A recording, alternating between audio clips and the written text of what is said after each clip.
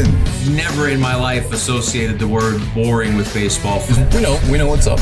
Me? Yeah. Famous? Yeah. And I'm like giddy over there smiling like, we're about to win this shit. Did everyone give you crap? Give me a good host story. I'm not picking it up. We both love the game. We talk about it every day. Getting on baseball. Having some popcorn, you're fooling around your phone. I'd have to wait in line for 3 hours. Hang on, because it's about to be a wild ride. You guessed it.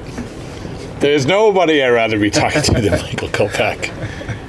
Listen, I mean it all the time, but I mean it doubly every time I talk to you. I appreciate you doing this. It's so good, man. It's so good. We get a chance to talk a few times. It's always good to talk in the postseason. Yeah, absolutely. Where the rubber meets the road season. That's right. Yeah. So the first thing I want to do is I want to see, because you are part of the family. You are wearing right now the Japanese baseball's important shirt. Yeah. Which, by the way, this is, I don't know if you meant to do it. This is the shirt that Joe wore every single day last year, right?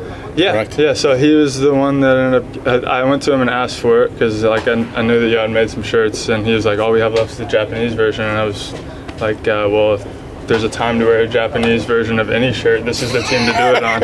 So, I've worn it a lot since then. All right. Well, it's like I said, your triceps never look better. So I just want to know how you doing, because you're part of the family. We always want to hope for the best. Yeah, I appreciate it. So how you doing? Good, man. Look, it's been kind of a rough year. Spent way more time on the IL than I would like to. But ultimately, this is a great group of guys, and on top of that, a very talented group, and I'm fortunate to be a part of it in whatever sample size that is. So right now, with us being back in the postseason, even not being active, it's just fun to be around this group and to see how they compete and see how they take care of their business day in and day out, especially when nobody has anything to prove here. That's a great point. Everybody's here just doing it because they love to win. Yeah. And it's a really cool thing to be a part of. It's if you love winning and you love competing, then there's no group like this one. That's a great point. I mean, I think last time we talked, we maybe talked about how the impact of going through last year had on you or had on everything. But now that we've sort of landed here, it probably hits even a little bit more different, right? Yeah. Oh man, this seems familiar. Right. It's and to see it as it was last year, I was fortunate enough to be a part of that bullpen run that we had, which was really cool. But to see how we kind of had to piece things together in order to win it, it was almost like we didn't see the whole picture. Now, Ohtani's pitching again. He's starting game one of the series. It's okay, there's a piece of the puzzle that we didn't have before. Our starters were on a historic run dating back to the beginning of last month. So there's another part of the picture that we didn't have last year. And then, we have some new arms in the bullpen that are incredibly talented, and so it's a fresh bullpen too. And some battle-tested guys in the bullpen that went through it last year. So there's that aspect of it, because a lot of the guys that were in the pen last year, the exception of a couple, were brand new to the postseason. Yeah. So we're getting to see a fuller picture of what the Dodgers can do. And even though obviously I would like to be active and be a part of that, to get a front row seat to this and to say that I got to be a part of it on whatever scale, it is really special. So before we get to sort of bigger picture like this again with you, is there, tell me whatever you want to tell me in terms of your situation. I mean, it's fine. Yeah, I mean, the fact of the matter is, I'm a little banged up, and it is what it is. I tried to rush some things a little bit to make sure that I'd be back and to be competing in this postseason, but the product I was putting out there wasn't up to our standards, and because of that, I'm having to take some time to make sure that I can, if my name's called upon, in the next round or in the World Series, that I'm ready to go when that matters. So right now I'm taking care of one day at a time. I'm just trying to be a good cheerleader and a good teammate. All right, well, fair enough. I don't want to, no, this is, listen, the story's yet to be told, man. The story's yet to be told. Yeah, exactly. I know what was going on and what's at stake for this team, and to feel by trying to not put an A product for me out there and just go out there with what I had and it not be what the team needs at this moment, It's not only not necessary, but it's unfair to the guys that are working their ass off every day to be out there. So I'm trying to just make sure that I can do what I need to do to be ready when the time does come. For you, let's talk about your, like, wherever we've landed. Like, obviously, you know, I've had the privilege of, we've talked about this, of seeing the evolution of you. I mean, all the way up until the short pouring champagne on your head and with your dad and the clubhouse. Like, I was just actually in Yankee Stadium, and I can't walk in there without thinking about that. Like, forever. I mean, that's forever. But this is, like, how you're being smart now, how you're viewing the postseason, how you've landed in this part of your life and everything else, how you have this awesome T-shirt, like all of this. Like, this is, and I know that we usually do this every time we think, but I'm saying, like, man, that's good. Like, good for you. Like, good for you where you've landed. It's, you know, like, it's crazy how every season is a completely different story than the one before, because you would think that, like, you know, you've been through baseball enough times, like, it starts to feel a little bit monotonous, sure, like every day is kind of similar, but, you know, every season has its own story, and last year was an incredible one, this year is a battle-tested one, and, you know, I hope that it ends in an incredible ending too, but, like, I've had a lot of years that are different in different ways, and disappointing and encouraging and what have you, but, like, that's the beauty of baseball, is like you get to live out different aspects of life on a minuscule version of it out on the field, you know. And I don't think people that haven't played really understand what I'm saying about that. It's a microcosm of life, absolutely. man. Like, yeah, it's such a cool experience, man, and, like, as many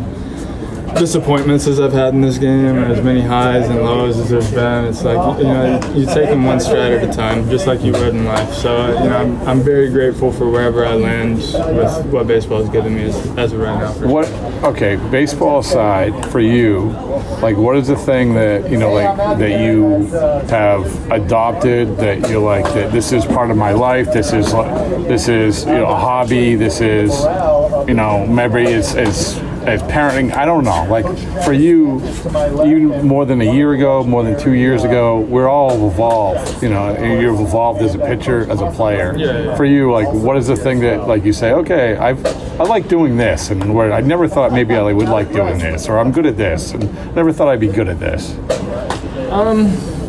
You know, it might be hard to give you a specific example that way. I think the thing for me, this would be probably more vague than what you're looking for, but, you know, baseball is such, like you said, it's a microcosm, but it's such a individual lesson giver, I guess you could say. Like, But did you realize that, like, when you were younger? I think I've realized it more and more as I've gotten older. You know, like, there's been a lot of lessons that I had to learn along the way with baseball, and it's like, for a long time, I was just really good at it, you know, and I was able to outplay my competition without really having to learn the ins and outs of the game like that. But the older I get, you know, I have kids, have a lot of other people that I have to care for in my life, rather than just myself now. It's like, I can see what the game can teach me as an individual.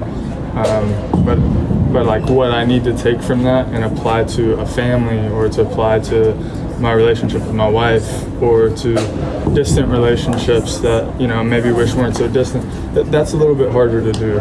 But what I can learn is, like, how I approach today, and what I got from today was all that was in my control. Right. And then I can take that home and do all that was within my control in my own family, but do that with other relationships. If that makes sense. No, I mean, honestly, this is why I love talking to you, by many reasons, is like, because I love doing this podcast, I love having these conversations, because I think it can help people and offer perspective that, you know, I learn something every day. I learn something from just listening to you. You know, and I cite this example a lot, and maybe I cite it to you. It's like, one of the recent conversations I had this year was with Charlie Morton. And that guy, man. I saw some of that. I did. Yeah, like, I don't know if you saw, like, Like, if you get an opportunity to figure it out, then figure it out. I'm like, oh, I rented my kids. I'm like, oh, like, all right, like, that's good. That works. Yeah. But, but that's the point, man. Like, it's, and I know I'm getting heavy, but still. It is. And I probably once every few weeks talk to my wife about, like, this is why I love this game, and I have a new reason every time because, like, of the difficulties that are within it and the hard lessons that I have to learn and the beauty of it and the reward of it and the sacrifice of it. And there's I could go on and on and on and on, but it's like all those things that don't really sound like you would love them. I love them because exactly what you said earlier, which I think was worded perfectly. It's a microcosm of life. It's like it's the only place that that you have a game that's able to do that. And I don't know, maybe other people that play different sports are able to see that same thing within their game, but baseball has always been that outlet for me. It's been that ultimate teacher. Speaking of teacher, was there sometimes someone says something and it hits different? Like, it's not to say like, hey, this person said this, or I heard this person talk and it totally encompassed everything that we're talking about. But sometimes somebody says something that sort of hit different, that sends you down the right path or a different path. Yeah. Was there anyone? Or was it just the evolution of you? Like, is it just like a time thing? I think there's been both. I don't know if I could give you, like I said, a specific example of something that someone's given me that just clicked different. But like, that's a cool part about coaching, right? Is like you could hear the same thing over and over and over and over, and it may be in a dozen, or dozens of different ways, and then one time you hear it and it just resonates with you because of how you're wired or whatever the case is, and like that's another really cool part of the game. But a lot of that is evolving as an individual and as a player to where you may be able to understand something that someone's saying that you didn't once understand. So it's like, and I think that's being coachable, that's being adaptable, and that's growing with the game. Because if you don't grow with this game, the game will leave you behind. Yeah. Like it's one of those. It's like you have to grow with it. It's not always going to remain the same game. Everyone on the field is trying to get better every single day. And then, a few years from now, there'll be a new wave of players that is even more talented and trying to, get better every single day. Like the game is growing as a whole, and it's consuming everyone that plays the game. And there's some guys that are just, like Shohei's walking up over here right now, that are just far beyond it. Yeah. And you're in awe to see that. So I think I kind of lost your question. No. You actually nailed it. And as you're talking, I'm thinking, also I would say this, is that, you go through like whatever ailments or whatever, everything that you said, and maybe you can take this away. Like, this is why it's worth fighting for. Absolutely. Right? This is why people keep fighting to play it, right, and to do it. It's like, yeah, sure, like if you make a lot of money and it's the perks and you get the slippers next to the bed at the nice hotel room and everything else, sure. right? but still, it's like, this is why it's worth fighting for. Yeah, I've used a few different metaphors about the game here even recently, but it's like, you could only hate something this much if you loved it so much. You know what I mean? Like, I've had half a dozen surgeries now. I've been on the IL more than I would like to admit. I've spent a lot of time watching from the spot in the outfield out there rather than actually being out on that bump on that island. But like, there's no place that I would rather have a quote career.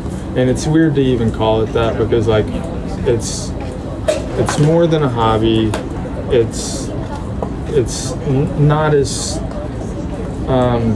monotonous or consuming as a job. Yeah. But like there's not right words for it, really. But yeah, it's like I could only hate something as much as I do if I loved it so much. I tell my wife the same thing, if I'm being honest. No, yeah, it's good. I'm glad that you're not just like, glad you're telling her. Like, that's because if you tell your wife that means it's actually like something that it's not just saying it. Right. It's like, you're only going to say things that really, like you only say the things that hurt the most to the people that you love the most. Like, I feel that same way about baseball. Yeah. Again, and Sorry, I'm getting romantic about it, but like That's why I led you down this. it is what it is. You know? All right. Well, did I ask you about the tattoo or no? Did I ask you this? I don't know. I don't Commitment. think so. All right. Well, if you win the World Series, Yeah. would you be? You have tattoos. Yeah. Would you get a baseballs and boring tattoo? Oh, sure. I could put it right below my trophy here. Ooh, is that what? That's the one you got? Yeah, that's from last year. Okay. I can put it right there, Oh yeah. and then All put right. the years right here. Well, the good thing is that the good thing is that the guy, Mr. Cartoon. Oh yeah. Yeah, he's the guy. Yeah. Yeah. All right. So Did he did do ours. Bandas? Did he? Did you see Bandas back? Oh, did he just do it recently? No. It would have been last off season. Oh, because the one he did with Joe and I, he said that was the only Dodgers he had done so far. Oh, really? Well, Yeah. then maybe Banda got his somewhere I don't else, know. but Well, I didn't know Joe got one. Did Joe get You didn't? No, You didn't? I didn't tell you this? I don't think I've seen these. You didn't? No. Oh my goodness! Yeah, I told him, I said, if you won the World Series, we get a baseballs and boring tattoo, and he said, yeah, only if Mr. Cartoon does it. And I didn't realize Mr. Cartoon only does like famous people. Oh, I didn't know that either. Oh, I guess. Beyonce and Eminem and wow. oh yeah. So they said December 18th, fly out, you and Joe. So I'll show you the picture. Yeah. I don't. This is a one and done. Yeah, One you and done. only got the one? Like once you get it from the Yeah, that's best, true. you Like, who can't. else would Yeah, you want to get one from? yeah. That's a good point. But thank you. Yeah, so I actually had like multiple people have committed to it, including the manager of the Red Sox, who had said that. But now that's not an option. So now I have to go Yeah. to someone with a more realistic. So now you're targeting Dodgers. I'm targeting the Dodgers hard. Yeah. Yeah, sure. All right, awesome. I'll commit to that. All right, awesome. Yeah. Hey, listen, thank you so much, man. Yeah, of Good course. seeing you. Thanks, Rob.